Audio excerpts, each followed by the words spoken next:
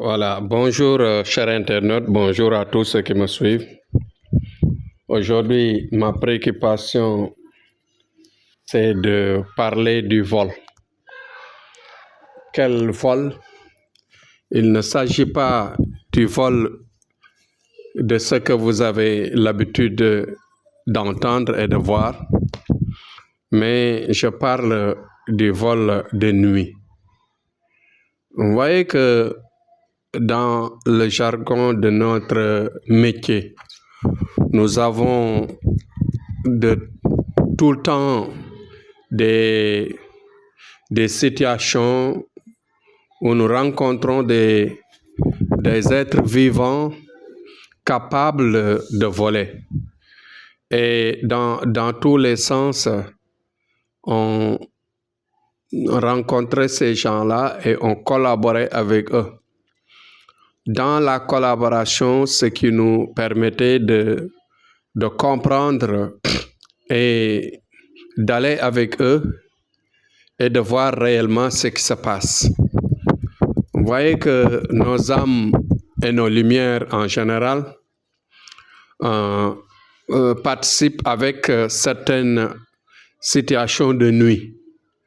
Vous voyez que la situation de nuit qui appartient aux êtres de nuit, aux êtres de nuit qui sont capables de laisser leur corps, de laisser leur physique, de laisser toute leur matière sur terre, chaque jour, chaque nuit, et d'aller faire l'aventure dans la nuit. Quand la nuit tombe et que les gens dorment, les gens normaux dorment, eux, c'est le moment d'aller voler, d'aller chercher, d'aller à la chasse. Vous voyez qu'il y a plusieurs sortes de vols. Il y a des vols pour la chance. Il y a des vols pour la lumière. Il y a des vols pour diminuer la vie de quelqu'un et de s'en servir pour le reste. Il y a plusieurs sortes de vols.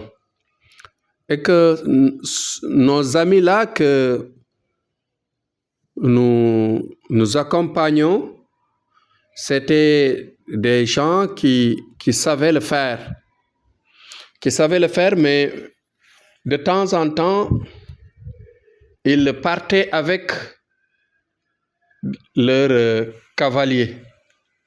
Ils partaient avec leurs cavaliers et les cavaliers étaient recherchés et ils savaient s'orienter là où les cavaliers vivaient, les cavaliers dormaient. C'est-à-dire, ils se lèvent la nuit, se détachent, ils vont aller chercher les cavaliers et ensuite enfourchent leur, bien sûr, enfourchent leurs chevaux et partent avec à la chasse.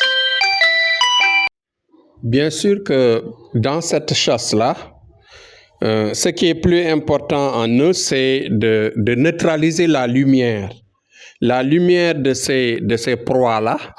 Et en neutralisant la lumière de ces proies, cela leur permet de voler leur chance de la richesse, de voler parfois leur chance dans leur longévité, de voler leur chance et de prendre tout ce qui est, par exemple, la force de la lumière et la force de la force physique de la santé. Vous voyez, et la force de la richesse, c'est ce qui leur permet en général d'exceller dans leur domaine. Et même parfois, s'il s'agisse maintenant des guides, c'est-à-dire des guides religieux dans leur milieu, par exemple, de savoir partager. C'est-à-dire, quand il s'agit, par exemple, je dirais, j'hésite de parler le mot, c'est-à-dire quand il s'agit des marabouts ou bien des marabouts à leur niveau, ce qu'ils cherchent, ils savent ou bien ils ont la capacité bien sûr, de transférer des chances, de transférer, bien sûr, des richesses sur d'autres êtres qui par exemple, deviennent leurs clients ou bien viennent bien sûr, à la recherche bien sûr, de lumière vers eux. Vous voyez que dans la catégorie, ou bien dans toute catégorie, même je dirais, dans toute catégorie de couches sociales, il y a ce qu'on appelle des couches, des rangs normaux, des rangs puissants, des rangs mystérieux. Vous voyez. Donc, dans toute cette variété-là, c'est ce qu'on appelle bien sûr le monde des mystères. Donc, dans le travail, dans la réalité du travail, voilà le secret. Dans ce secret-là, en général, tu collabores avec des voleurs, ces êtres-là surnaturels qui permet, par exemple, de voler avec vous dans la nuit et de vous orienter, de vous montrer ce qu'ils font. Ils vous montrent leur capacité de vol, leur capacité, bien sûr, de chasse qui leur permet, bien sûr, de se développer eux-mêmes et de pouvoir même parfois partager avec d'autres. Donc, ils volent certains et transfèrent ça sur d'autres, bien sûr, qui sont à leur recherche, qui sont à leur côté en train de les solliciter. Donc, c'était juste pour vous accompagner, vous aider et vous dire que le monde est assez mystérieux.